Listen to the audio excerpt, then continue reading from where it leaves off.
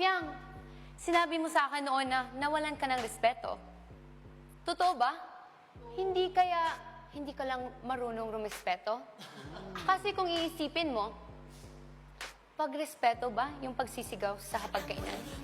O pagsasalita ng bad words na naririnig ng mga ibang kabataan? Sabi mo, pagiging palamura. Sino bang mas ate sa atin ang nagbabad finger sa harap ng camera? Aba, Fiang. Sino bang may maliligaw sa ating dalawa na nag-aantay sa labas, pero ikaw, 1, 2, 3, kinakapitan.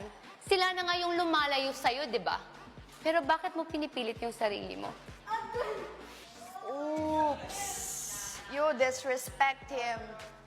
Nah, you will never gain my respect. Di ko nga alam ba't kita tinatawag na ate. Hindi nga kita kaano-ano at hindi ka naman karespeto. Sa ginagawa mo, hindi nga dapat just ang pangalan mo. Alam mo, dapat pangalan mo, attention seeker. Alam mo, Jazz, tatanggalin ko na yung ate ha. Nalilito ako kung ano ba talagang pakay mo. Nag-iinarte ka pa eh. Gusto mo din naman talaga na nilalandi ka. Para kang linta, napakalat-kalat, kaya ka niloloko. Oh, nagtataka ka pa. Bakit ka niloloko ng ex mo? Ganyan pala ang ugali mo. Sobrang alam mo yung attention seeker at saka pagiging bastos kasi gawain mo yan eh. It takes one to know one. Niloloko ako? Hindi ko naman yung kasalanan eh. Sino ba yung iniwan tapos ang tagal naka-move on? Ikaw, proud ka ba na nakikita ng kapatid mo at ng mama mo ang kalandian mo dito? Ano bang pinunta mo dito? Pangarap? O syota?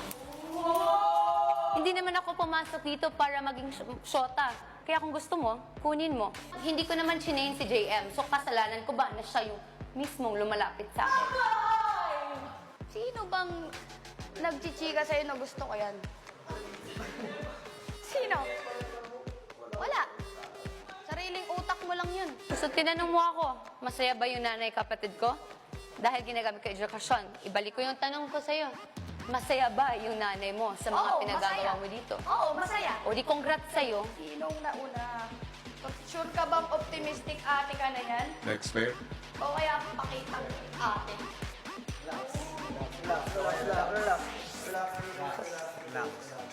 Wala naman ho sa pagtulong ko kay Jess yung naging batuhan ho na grabe na talaga eh.